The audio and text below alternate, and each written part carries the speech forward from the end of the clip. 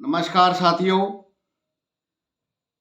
हम सभी निजी चिकित्सकों की राय भिन्न भिन्न हो सकती है, लेकिन समस्या राय की नहीं है। समस्या ये है कि हमारी राय का सरकार में कोई महत्व नहीं है। समस्या सिर्फ सरकार की मंशा की है, जिसे हमें अच्छी तरह समझना होगा, क्योंकि कांग्रेस की जो सरकार है उसने राजस्थान की जनता को स्वास्थ्य का अधिकार देने का वादा किया था। उसी वादे के अनुसार सरकार राइट टू हेल्थ बिल लाएगी, 100% लाएगी। राजस्थान में कांग्रेस की सरकार द्वारा लागू 2 अभिनव योजना, चिरंजीवी योजना और राजस्थान गवर्नमेंट हेल्थ स्कीम की अपार सफलता के बाद सरकार अब चुनावी मोड में है। इन तीनों योजनाओं के आधार पर सरकार आगामी चुनाव जीत कर रिपीट होना चाहती है। इसलिए अनेकों बार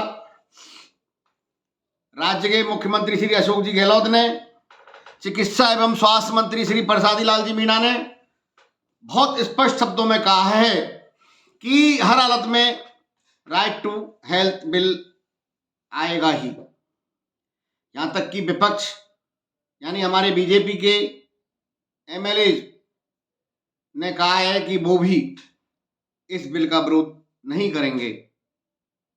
मेरा निवेदन है कि जब बिल आएगा ही तो हमें क्या करना चाहिए। हमें इन सभी बातों को ध्यान में रखते हुए आपस में सर्वसम्मति से एक ऐसा निर्णय लें कि जिससे संपूर्ण चिकित्सक वर्ग को अधिकतम लाभ मिले। वापस सुनना इस लाइन को। सरकार की मंशा स्पष्ट है, बिल आएगा ही। बीजेपी के एमएलए कहते हैं हम बिल का विरोध नहीं करेंगे, तो चिकित्सकों को क्या करना चाहिए। इस बिल में इतने सुधार हों, इस बिल के प्रारूप में चिकित्सकों के हित में इतने सुधार हों जिससे कि हम चिकित्सकों को इसका अधिकतम लाभ मिले। कहीं ऐसा नहीं हो, एक कहावत आपने सुनी होगी, आधी छोड़ साझी को भागे और साझी मिले ना आधी पावे। कहीं ऐसा नहीं हो कि आज जो कुछ इंडियन मेडिकल एसोसिएशन के 1 साल के प्रयास के बाद, संयुक्त प्रयास के बाद, भाग दौड़ के बाद, विरोध के बाद सरकार बातचीत करने के लिए हमसे तैयार है। इसलिए साथियों, मैं केवल आपको इतना ही बताना चाहता हूं कि सरकार ने जानबूझकर इस बिल में भारी विसंगतियों को रखा है ताकि राज्य के समस्त चिकित्सक, राज्य के समस्त निजी चिकित्सक इस बिल से इतने उत्तेजित हो जाएं और भड़क जाएं, गली गली सरकार का विरोध करें, क्योंकि जब तक इस राइट टू हेल्थ बिल का जमकर विरोध नहीं होगा तब तक सरकार द्वारा दी जा रही इस उपलब्धि का और जनता के अधिकार का जन जन तक पहुंचना असंभव होगा। इसलिए सरकार जानबूझकर इस बिल में विसंगतियां रख रही है ताकि निजी चिकित्सक शोर करें, धरना करें, प्रदर्शन करें, बंद करें, प्रेस कॉन्फ्रेंस करें और हड़ताल करें।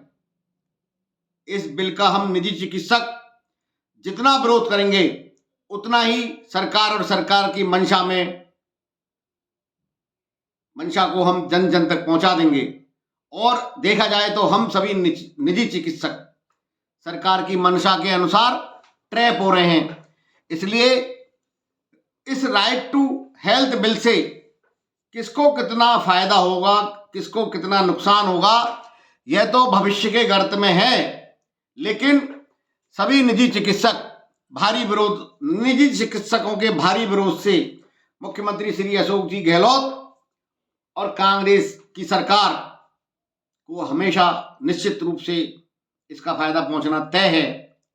इतिहास उठाकर देखो, आपको मालूम होगा कि सैकड़ों हजारों बिल राज्य की विधानसभा में पास हो गए, लेकिन आज तक भी वो बिल निष्क्रिय पड़े हुए हैं। हम समस्त निजी चिकित्सकों द्वारा किए जा रहे विरोध के कारण सरकार और दृढ़ता से इस बिल को हर हालत में इसी बजट सत्र में पास करवाएगी।